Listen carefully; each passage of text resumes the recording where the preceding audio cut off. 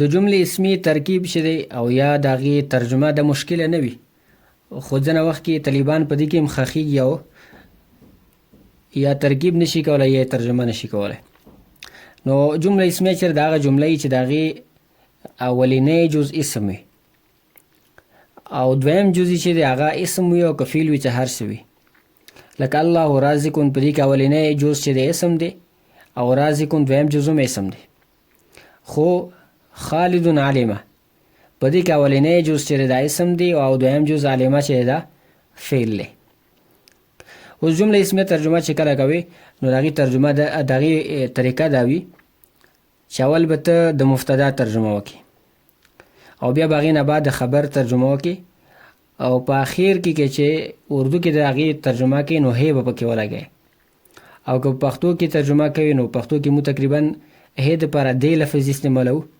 لکه مثلا زید عالم، زید عالم ہے، یا زید چې دا عالم دی، دی ترجمه کولو طریقه.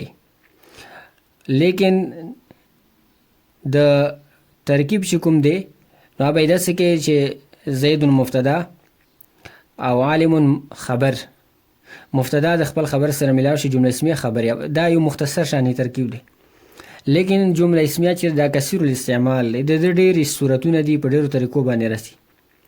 د هغوی صورتونه یو صورت دا دی لکه چې مبتدا او خبر دواړه مفرد وي، لکه الصوم فرض. اوس دلته الصوم مبتدا هم مفرد دی او فرض هم مفرد دی، خبر دی دا. نو د ترکیب څنګه کوي؟ الصوم مفرد منصرف صحیح مرفوع ضمه لفظی کے ساتھ او مبتدا، فرض مفرد منصرف صحیح مرفوع ضمه لفظی کے ساتھ خبر، مبتدا اپنی خبر سے مل کر جمله اسمیه خبریه. دا یو صورت چې په دې کې مبتدا او خبر دواړه مفرد دي.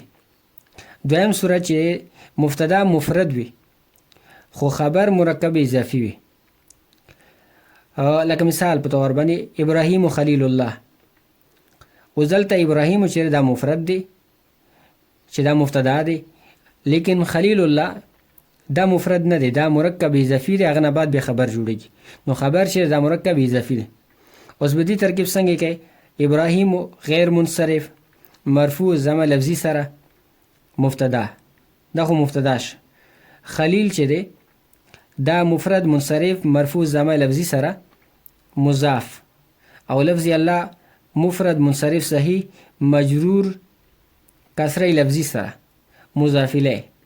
او د مضاف الیه چې کله ملاو شي نو دا به بیا چې دی خبر جوړ شي د پاره د ابراهیم او مبتدا.